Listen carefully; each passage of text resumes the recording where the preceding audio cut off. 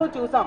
ఎందుకంటే ఒక జగనన్న ఒక మహిళా పక్షపాత ముఖ్యమంత్రి, మహిళల్ని రాజకీయంగా, ఆర్థికంగా, సామాజికంగా ఉన్నత స్థానంలో కూర్చోబెట్టడానికి అతను ముఖ్యమంత్రిగా ప్రమాణ స్వీకారం చేసిన మొదటి రోజు నుంచే ఎంతగానో కృషి చేశారు. మరీ ముఖ్యంగా మహిళల రక్షణకు పెద్దపీట వేసి దిశ వ్యవస్థను తీసుకొచ్చారు. దిశ చట్టాన్ని ఇక్కడ అసెంబ్లీలో ఆమోదం పొందేట్టుగా చేసి దాన్ని కేంద్రం దగ్గర పంపిస్తే అది కేంద్రం దగ్గర పెండింగ్ లో ఉన్న అందులో ఉన్న అంశాలన్నీ కూడా ఈ ఆంధ్రప్రదేశ్ రాష్ట్రంలో అమలయ్యేట్టుగా చేయడం జరిగింది. దిశ యాప్ ని తీసుకొచ్చారు, దిశ పోలీస్ స్టేషన్స్ తీసుకొచ్చారు, ప్రతి సచివాలయ పరిధిలో మహిళా పోలీసులను తీసుకొచ్చారు, మహిళల రక్షణ కోసం ఫాస్ట్ ట్రాక్ కోర్టులు కూడా జగనన్న తీసుకురావడం జరిగింది. అలాగే మహిళల్ని రాజకీయంగా ఉన్నత స్థానంలో పెట్టారు జగనన్న అనడానికి ఎన్నో ఉదాహరణలు. అంతగా మహిళలను రాజకీయంగా ఉన్నత స్థానంలో కూర్చోబెట్టడానికి అలాగే మహిళా సాధికారత కోసం ఎంతగానో కృషి చేశారు. అతను ముఖ్యమంత్రిగా పరిపాలించిన 5 ఏళ్లు కూడా ఏ పథకం ప్రవేశపెట్టినా అందులో ఎక్కువగా లబ్ధిదారులు మహిళలే ఉండేట్టుగా చూశారు. అలాగే ఒక ఇల్లు ఇస్తే అది మహిళల పేరుతో ఇచ్చారు. ఒక పథకం, ఒక అమ్మఒడి అవ్వచ్చు, చేయూత అవ్వచ్చు, ఆసరా అవ్వచ్చు, ఫీజు రీఎంబర్స్మెంట్ అవ్వచ్చు, ప్రతిది కూడా మహిళల పేరుతో ఇచ్చిన మహిళా పక్షపాత ముఖ్యమంత్రి ఈ రాష్ట్ర చరిత్రలో ఎవరైనా ఉన్నారంటే అది జగన్మోహన్ రెడ్డి గారే. గతంలో మహిళా సాధికారత కోసం వైఎస్ఆర్ గారు ఎంతగానో కృషి చేస్తే అంతకు డబుల్ జగనన్న ముఖ్యమంత్రిగా ఉన్న కాలంలో మహిళా సాధికారత కోసం కృషి చేసిన విషయం మనందరము చూసాము. చట్టం చేయకపోయినా, రాజ్యాంగం ఇవ్వకపోయినా కూడా జగనన్న ఎంతగానో మహిళా సాధికారతకు, మహిళలకి రాజకీయంగా ఉన్నత స్థానంలో కూర్చోబెట్టడానికి కృషి చేసిన పరిస్థితి మనం చూసాం. స్థానిక సంస్థల్లో 50% రిజర్వేషన్స్ కల్పించిన ఘనత one and only CM Jaganmohan Reddy గారు. అంత గొప్పగా మహిళలకి రాజకీయ పదవుల్లో ప్రాధాన్యత ఇచ్చారు. అలాగే నామినేటెడ్ పోస్టులు, నామినేటెడ్ వర్క్స్ లో 50% రిజర్వేషన్స్ కల్పిస్తూ జగనన్న ఏకంగా అసెంబ్లీలో చట్టాన్నే తీసుకొచ్చారు. ఇంత గొప్పగా మహిళా సాధికారత కోసం కృషి చేశారు. అలాగే జాబ్స్ లో తీసుకుంటే సచివాలయ ఉద్యోగాల్లో జగనన్న సగం, అలాగే వాలంటీర్ ఉద్యోగాల్లో సగం ఉద్యోగాలు మహిళలకే ఇచ్చేట్టుగా జగనన్న ఆ రోజు అవకాశాలు కల్పించిన విషయం మనం చూసాం. ఎంత చక్కగా రాజ్యాంగం ఇచ్చిన అవకాశాల కంటే జగనన్న రాజనీతి వల్ల ఈ రాష్ట్రంలో ఉన్న మహిళలు జగనన్న ముఖ్యమంత్రిగా ఉన్న 5 ఏళ్లు ఎంతో చక్కగా రాజ్యాంగ పదవుల్లో కూర్చున్న విషయం ఈ రాష్ట్ర ప్రజలందరూ కూడా గమనించారని తెలియజేస్తూ ఉన్నాను.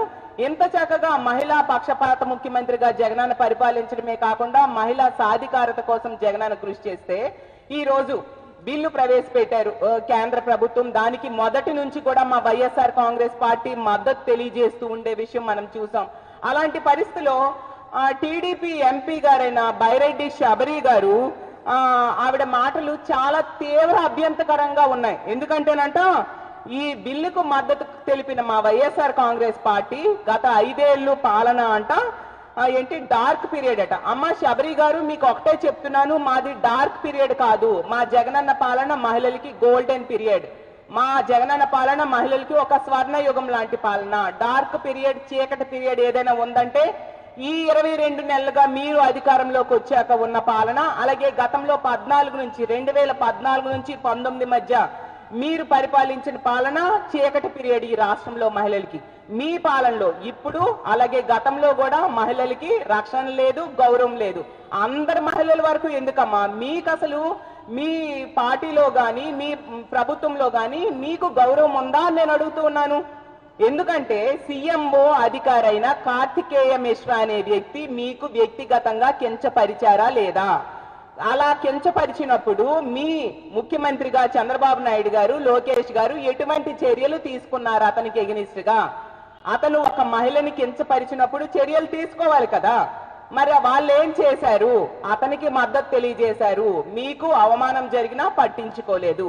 అంటే ఎంపీ స్థాయిలో ఉన్న మీకే గౌరవం లేకపోతే ఈ రాష్ట్రంలో ఉన్న సామాన్య మహిళలకి ఏం గౌరవం ఉంటుంది కూటమి పాలనలో శబరి గారు అని అడుగుతున్నాను. మరి ఏ మొహం పెట్టుకొని మీరు మా ప్రభుత్వం గురించి, మా పాలన గురించి మీరు మాట్లాడుతూ ఉన్నారు? అలాగే తీసుకుంటే ఎంత ఘోరం అంటే మీ కూటమి పాలనలో గత 5 ఏళ్లు పాలన 2014 నుంచి 19 మధ్య అవ్వచ్చు, ఇప్పుడు 22 నెలల పాలన అవ్వచ్చు, మీకే కాదు, మీరు భాగస్వాములుగా ఉన్న బీజేపీ, జనసేన పార్టీలకు చెందిన నాయకుల కుటుంబంలోని మహిళల గురించి కూడా నీచంగా మాట్లాడిన చరిత్ర మీ తెలుగుదేశం పార్టీది. ఎందుకంటే మోడీ గారి తల్లి నుంచి పవన్ కళ్యాణ్ గారి తల్లి వరకు కూడా అవమానంగా మాట్లాడిన చరిత్ర మీ తెలుగుదేశం పార్టీది. ఎందుకు? సాక్షాత్తు చంద్రబాబు నాయుడు గారే మోడీ గారి భార్య గురించి చాలా నీచంగా మాట్లాడిన చరిత్ర మీరు మర్చిపోవచ్చేమో కానీ ఈ రాష్ట్ర ప్రజలు ఎవరు కూడా మర్చిపోరు. అలాగే చంద్రబాబు నాయుడు గారి వియ్యంకుడైన బాలకృష్ణ గారు మోడీ గారి తల్లి గురించి హిందీలో ఎంత నీచంగా మాట్లాడారో మనందరము చూసాము. అలా మహిళల్ని కించపరిచిన చరిత్ర మీ తెలుగుదేశం పార్టీది. అలాగే పవన్ కళ్యాణ్ గారి తల్లి కోసం ఐటీడీపీ వాళ్ళు 5 కోట్లు ఖర్చు పెట్టి ఆవిడ గురించి అవమానంగా మాట్లాడారు, అలాగే పోస్టులు పెట్టారని సాక్షాత్తు పవన్ కళ్యాణ్ గారే చెప్పారు. అలాంటి చరిత్ర మీ తెలుగుదేశం పార్టీది. మీరా మా పార్టీ గురించి మాట్లాడతారు. మహిళా పక్షపాత ముఖ్యమంత్రికి కేర్ ఆఫ్ అడ్రస్ ఏంటి అంటే జగన్మోహన్ రెడ్డి గారు. అంత చక్కటి పరిపాలన జగనన్న అందించడం జరిగింది. అసలు మీకు ఒకటే అడుగుతున్నాను శబరి గారు, మీ సొంత ఊరు ముచ్చుమరిలో తీసుకుంటే 9 ఏళ్ల బాలికని కొందరు రేప్ చేసి, అత్యాచారం చేసి, హత్య చేసి, ముక్కలుగా చేసి పారేయడం జరిగింది.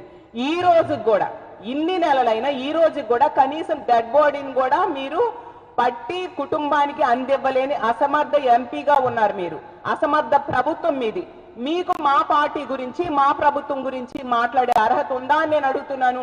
అలాగే గీతాంజలి అనే మహిళ, ఆమెకి సొంత ఇల్లు పట్టా వచ్చినందుకు సంతోషంతో మాట్లాడితే దాన్ని, ఆ విషయాన్ని వక్రీకరిస్తూ ఎంత దారుణంగా సోషల్ మీడియాలో ట్రోల్స్ చేసి ఆమె ఆత్మహత్య చేసుకునేంత వరకు మీ సోషల్ మీడియా ఐటీడీపీ వాళ్ళు వదలలేదు. అంత దారుణకు ఒక సామాన్య మహిళ చావుకు కారణమయ్యారు మీరు. మీకు మా పార్టీ గురించి మాట్లాడే అర్హత ఉందా అని నేను అడుగుతూ ఉన్నాను.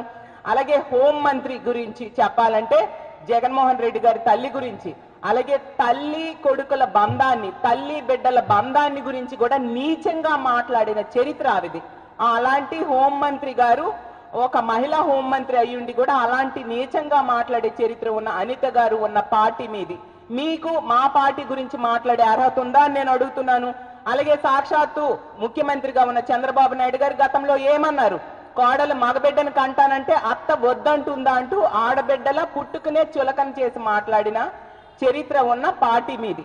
అలాగే తీసుకుంటే జగనన్న మీద, అలాగే భార్య అయిన భారతమ్మ మీద, బిడ్డల మీద కూడా ఎంత నీచంగా, కుటుంబ సభ్యుల మీద కూడా సోషల్ మీడియాలో పోస్టులు పెడుతూ లేనివన్నీ ఉన్నట్టుగా క్రియేట్ చేస్తూ మీరు సోషల్ మీడియాలో ప్రచారం చేస్తూ ఉన్న అత్యంత దారుణంగా మహిళలను అవమానిస్తూ ఉన్న పార్టీ ఏదైనా ఉంది అంటే అది తెలుగుదేశం పార్టీ.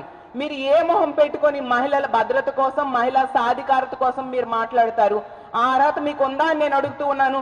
అలాగే తీసుకుంటే మీ పార్టీ కోసం ప్రాణం పెట్టి కష్టపడి పనిచేసిన జూనియర్ ఎన్టీఆర్ గారి తల్లి గురించి నీచంగా ఒక మీ పార్టీకి చెందిన ఎమ్మెల్యే మాట్లాడితే అతన్ని శిక్షించాల్సింది, దండించాల్సింది పోయి అతనికి అండగా నిలిచారు మీ చంద్రబాబు నాయుడు గారు, లోకేష్ గారు. మీ పార్టీకి అర్హత ఉందా మహిళల కోసం మాట్లాడే అర్హత నేను అడుగుతూ ఉన్నాను. అలాగే తీసుకుంటే డ్వాక్రా రుణమాఫీ చేస్తానని చెప్పి చేయకుండా మోసం చేశారు చంద్రబాబు నాయుడు గారు. మీరా మహిళల కోసం మాట్లాడతారు? 10 లక్షల వరకు 0 వడ్డీకి రుణం ఇస్తానని చెప్పారు. గతంలో 3 లక్షల వరకు ఇస్తున్నారు, మేము అంతకంటే ఎక్కువ ఇస్తామని చెప్పి ప్రగల్భాల పలికి మహిళలు ఓట్లు వేయించుకొని అధికారంలోకి వచ్చి 22 నెలలైనా ఇవ్వకుండా మోసం చేసిన చరిత్ర మీది. మీరా మహిళల కోసం మాట్లాడుతున్నారు. అలాగే తీసుకుంటే ఆడబిడ్డనిది ఇస్తానని చెప్పి 19 ఏళ్ల నుంచి 59 ఏళ్ల మధ్య ఉన్న మహిళలకు ఆడబిడ్డనిది ఇస్తానని చెప్పి 22 నెలలైనా కూడా ఇవ్వకుండా మోసం చేసిన మహిళా ద్రోహి పార్టీ మీ పార్టీ. మీకు మహిళల కోసం మాట్లాడే అర్హత ఉందా నేను అడుగుతూ ఉన్నాను. ఎంత ఘోరం అంటే, మీకు నిజంగా మహిళలంటే గౌరవం ఉంటే, మీకేమైనా చిత్తశుద్ధి ఉంటే మోడీ గారి తల్లిని, పవన్ కళ్యాణ్ గారి తల్లిని, అలాగే జూనియర్ ఎన్టీ రామారావు గారి తల్లిని అవమానించిన వాళ్ళ తరపున, మీ పార్టీ వాళ్ళ తరపున మీరు ముందు క్షమాపణ చెప్పండి. ఈ రాష్ట్రంలో ఉన్న మహిళలకి క్షమాపణ చెప్పి అప్పుడు మాట్లాడండి మహిళల కోసం, అలాగే మహిళల సాధికారత కోసం అని తెలియజేస్తూ ఉన్నాను. అలాగే మీ ముఖ్యమంత్రి అయిన చంద్రబాబు నాయుడు గారు మహిళలకి చేసిన మోసం,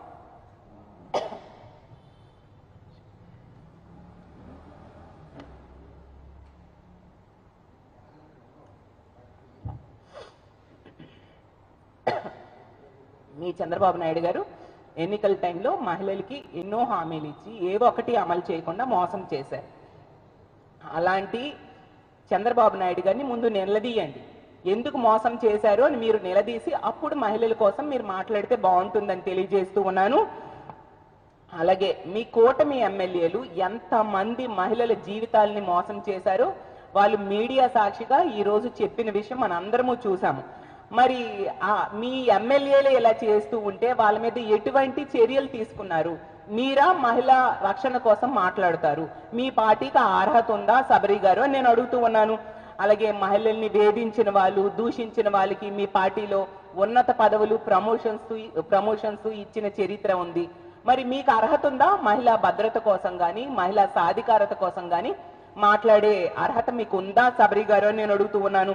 ముందుగా ఇవన్నీ చేసినందుకు మీ పార్టీ తరఫున మీరు ప్రజలకి క్షమాపణ చెప్పండి. ఆ తర్వాత ఏదైనా మీరు మాట్లాడండి. అసలు ఈ రాష్ట్రంలో మహిళా ద్రోహి ముఖ్యమంత్రి ఎవరైనా ఉన్నారంటే అది చంద్రబాబు నాయుడు గారు.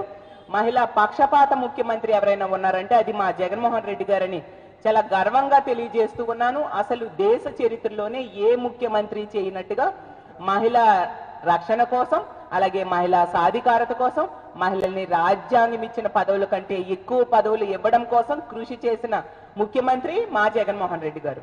ఎంతగా అంటే ఈ రోజు ఎమ్మెల్సీల్లో అత్యధిక ఎమ్మెల్సీలుగా మహిళలకు అవకాశం ఇచ్చింది జగనన్న. అలాగే మంత్రివర్గంలో 4గురికి మహిళలకు అవకాశం ఇవ్వడమే కాకుండా హోంమంత్రిగా దళిత మహిళలకు అవకాశం ఇచ్చిన వ్యక్తి జగన్మోహన్ రెడ్డి గారు. అలాగే తీసుకుంటే పెద్ద పెద్ద శాఖల్ని మహిళలకి అప్పజెప్పి వాళ్ళకి ఉన్నత స్థానంలో కూర్చోబెట్టింది జగన్మోహన్ రెడ్డి గారు. అలాగే శాసన మండలి డిప్యూటీ చైర్మన్ గా ఒక మహిళకు కూర్చోబెట్టిన వ్యక్తి జగన్మోహన్ రెడ్డి గారు. అలాగే తీసుకుంటే తొలి మహిళా చీఫ్ సెక్రటరీగా, అలాగే రాష్ట్ర ఎన్నికల కమిషనర్ గా నీలం సాహ్ని గారిని కూర్చోబెట్టింది జగన్మోహన్ రెడ్డి గారు. అసలు స్థానిక సంస్థల్లో మహిళలకు 50% రిజర్వేషన్స్ కల్పించి అవకాశం ఇవ్వడమే కాకుండా ఇంప్లిమెంటేషన్ లో అంతకంటే ఎక్కువ శాతం మహిళలకు ఇచ్చిన వ్యక్తి జగన్మోహన్ రెడ్డి గారు. జగనన్న ముఖ్యమంత్రిగా ఉన్న కాలంలో 13 జడ్పీ చైర్మన్స్ లో 7గురు మహిళలకు అవకాశం ఇచ్చారు. అంటే 54% మహిళలకు అవకాశం ఇచ్చారు. అలాగే 26 మంది జడ్పీ వైస్ చైర్మన్స్ లో 15 మంది మహిళలకు అవకాశం ఇచ్చారు. అంటే 58% మహిళలకు అవకాశం ఇచ్చారు.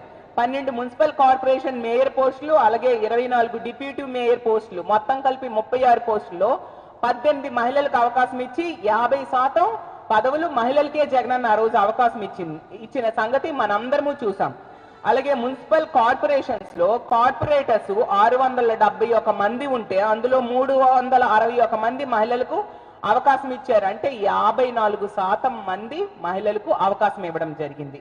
అలాగే 74 మున్సిపాలిటీలకు 73 చోట్ల వైఎస్ఆర్సీపీ గెలిచింది. అందులో 45 మంది మహిళలకు చైర్పర్సన్స్ గా అవకాశం ఇచ్చారు. అంటే 64% మంది మహిళలకు అవకాశం ఇవ్వడం మనం చూసాం. అలాగే మున్సిపాలిటీలోని వార్డ్ మెంబర్స్ గా 2123 మంది ఉంటే అందులో 1161 మంది మహిళలకు అవకాశం ఇచ్చారు. అంటే 55% మంది మహిళలకు జగనన్న అవకాశం ఇవ్వడం జరిగింది. సర్పంచ్ పదవుల్లో 57% మంది మహిళలకు అవకాశం ఇచ్చారు. ఎంపీటీసీల్లో 54% మంది మహిళలకు అవకాశం ఇవ్వడం జరిగింది. మండల అధ్యక్షుల్లో 53% మంది మహిళలకు అవకాశం ఇవ్వడం జరిగింది. జడ్పీటీసీల్లో 53% మంది మహిళలకు అవకాశాలు దక్కేట్టుగా జగనన్న చేయడం జరిగింది. అసలు చరిత్రలోనే ఇంతగా అంటే అసెంబ్లీలో 50% నామినేటెడ్ పదవులు, నామినేటెడ్ వర్క్స్ లో మహిళలకు అవకాశం కల్పిస్తూ చట్టం చేయడం అనేది చేసింది one and only Jaganmohan Reddy గారు. ఈ దేశ చరిత్రలో అంతగా నామినేటెడ్ పదవుల్లో, నామినేటెడ్ వర్క్స్ లో మహిళలకు 50% ఇవ్వాలి అని చెప్పి చట్టం చేసిన ఏకైక ముఖ్యమంత్రి జగన్మోహన్ రెడ్డి గారిని ఈ రోజు నేను గర్వంగా తెలియజేస్తూ ఉన్నాను. అసలు అతను చట్టం చేసిన దానికంటే ఎక్కువ పదవుల్ని ఇంప్లిమెంటేషన్ లో జగనన్న ముఖ్యంగా మహిళలకి ఇవ్వడం మన అందరము చూసాం. డైరెక్టర్ పదవులు 1154 ఉంటే 580 మందికి పదవులు మహిళలకే ఇవ్వడం జరిగింది. అలాగే మార్కెట్ యార్డ్ చైర్మన్ పదవులు 202 ఉంటే అందులో 102 పదవులు మహిళలకి ఇచ్చారు. టోటల్ గా 1356 పదవులు ఉంటే, నామినేటెడ్ పోస్టులు ఉంటే అందులో 688 మంది మహిళలకి, అంటే 51% మహిళలకే జగనన్న అవకాశం కల్పించారు. అలాగే ఈ జాబ్స్ విషయం తీసుకుంటే గ్రామ వార్డు సచివాలయాల్లో 1.34 లక్షల మంది ఉద్యోగాలు ఇస్తే అందులో 51% మహిళలకే ఇచ్చారు జగనన్న. అంటే వాళ్ళకి ఆర్థిక భరోసా కల్పించడానికి జగనన్న కృషి చేయడం జరిగింది. అలాగే జగనన్న నియమించిన వాలంటీర్ ఉద్యోగాల్లో 2,65,000 మందిలో 53% జగనన్న మహిళలకే అవకాశం ఇచ్చారు. అంతగా మహిళా పక్షపాత ముఖ్యమంత్రిగా జగనన్న నిలవడం మనం చూసాము. అలా జగనన్న రాజ్యాంగం ఇచ్చిన పదవుల కంటే, జగనన్న చట్టం చేసిన పదవుల కంటే కూడా ఎక్కువ పదవుల్ని ఈ రాష్ట్రంలో మహిళలకు ఇచ్చారు. అలాంటి జగనన్న ఆధ్వర్యంలో ఉన్న వైఎస్ఆర్ కాంగ్రెస్ పార్టీ ఈ రోజు ఈ మహిళా బిల్లుకి మద్దతు తెలియజేయడం జరిగింది.